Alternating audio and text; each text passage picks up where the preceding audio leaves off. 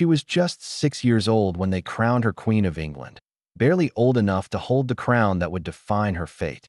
Born into French royalty, she was married not for love, but for peace. And by age 10, she was a widow, alone, in a foreign land, forgotten by both thrones. This is the haunting story of a child queen whose crown came with no childhood. And if you're drawn to real royal tragedies that leave a mark, don't forget to join us by hitting subscribe.in. The glittering halls of the French royal court, Marie of France was born not just as a daughter, but as a future bargaining chip. Her father, King Louis XI, ruled with calculation, and every child had a political purpose. From her earliest days, Marie was groomed in etiquette, languages, and silence. She was gentle, wide-eyed, and delicate, but beneath her lace veil and polished shoes, the future had already been written, forged not in fairy tales, but in treaties that at just 6 years old, Marie's fate was decided. To secure peace between France and England, she was married by proxy to the young English king, Edward V, or, in other accounts, a royal heir or pretender depending on the shifting power plays of the time. She wore royal robes far too heavy for her tiny frame. Courtiers clapped. Nobles smiled. But Marie barely understood the weight of the moment. She was no longer just a daughter of France. She was Queen of England in name, and a stranger in her own story. Soon after the ceremony, Marie was sent from France to England, a cold, unfamiliar kingdom where every smile hid strategy. She was escorted by a grand entourage, but comfort was scarce. The English court observed her not as a child, but as a symbol of peace and property. She was surrounded by strangers, separated from her native tongue, and watched constantly. There were dolls in her chamber, but none to play with her. She sat at banquets too long for her age, wearing jewels she didn't ask for. The crown on her head was real, but her childhood was quietly taken.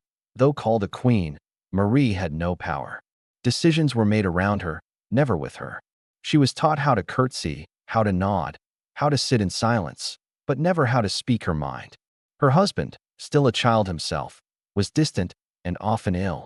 They rarely played. They rarely spoke. And yet, public appearances were expected. She walked beside him in ceremonies, her small hand tucked into his, while nobles whispered about heirs, alliances, and her duty. No one asked how she slept at night. No one noticed when she cried that in the cold winter of her 10th year, Marie's world shattered. Her young husband, already frail, fell ill. Physicians came and went, but nothing helped. He grew weaker, paler, quieter, until one morning, the palace bells tolled. The child king was dead. Just like that, Marie was a queen no more, but a widow. At only 10 years old, she wore black mourning robes that reached the floor. Courtiers offered condolences, but their eyes had already shifted to the next political move. Her crown had vanished, her purpose erased, and Marie stood still in a castle that no longer needed her. With her husband gone, Marie's presence became inconvenient. She had no children to tie her to the throne, no allies to defend her position, no power to protect herself. Overnight, her rooms were moved, her titles were stripped, and she was quietly pushed out of the spotlight. Some whispered she'd be sent back to France.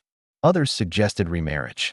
But for now, she was a guest in a palace where she had once been called queen. She wandered the gardens alone, a child draped in black silk, with no kingdom, no voice, and no idea. What came next? Marie began writing letters, to her mother, to French nobles, to anyone who might bring her home. The pages were filled with delicate handwriting and simple questions. When can I leave? Will I be safe? Did I do something wrong?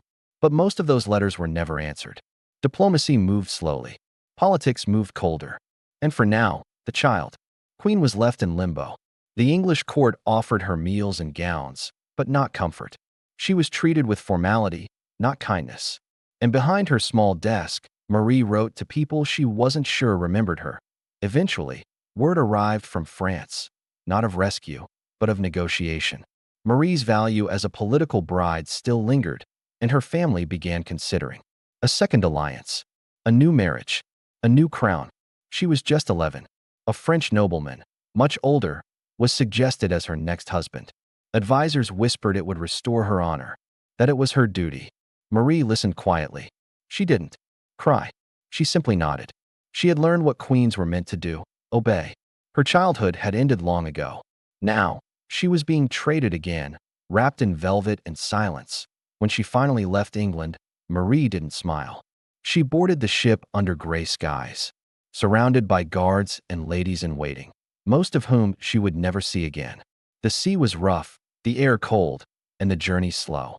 But inside, Marie was quieter than ever. She wasn't returning to her old life. She was returning as a widow, a failed alliance, a forgotten queen.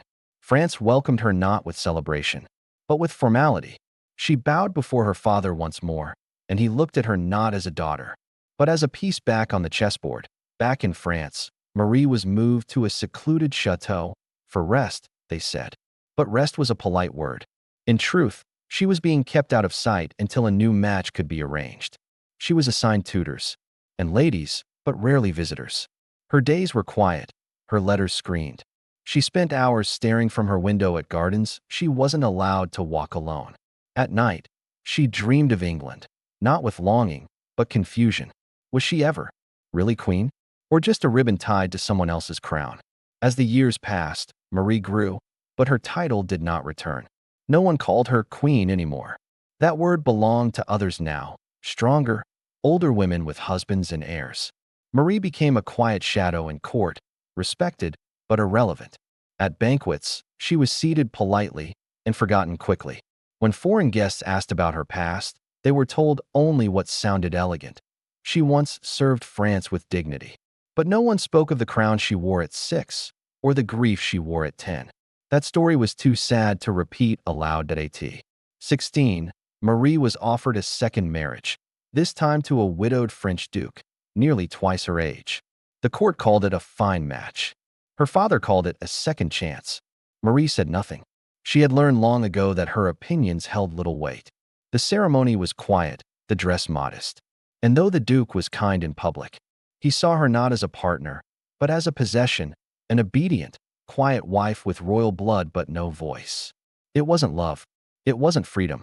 It was just acceptable. Now a young woman, Marie had all the marks of nobility, pearls on her neck, servants at her side, and titles she never asked for. But in the mirror, she saw someone else, a girl who had once worn a crown too big for her head, who mourned in silence while others planned the next alliance. Her eyes carried memories the court ignored, and though her new role brought comfort and wealth, it brought no peace. She had become a master of stillness, a perfect portrait. But inside, she was still the child they dressed in black. Marie lived on through decades of change, wars, treaties, new kings, and vanished crowns. She remained dutiful, gracious, and nearly invisible.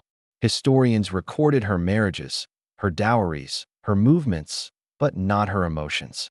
Portraits of her show calm eyes and folded hands, but none capture the little girl once hailed as England's queen. She had no children to inherit her name, and no memoirs to preserve her voice. Her story faded into footnotes, just another princess in a century crowded with them. But for a brief moment in time, she held a crown no child should have worn. Marie died quietly, far from the throne that once defined her. No grand funeral, no royal anthem, just a modest procession, a forgotten name etched into stone. Yet her story lingers, not as a queen who ruled, but as a child who was ruled by everyone else.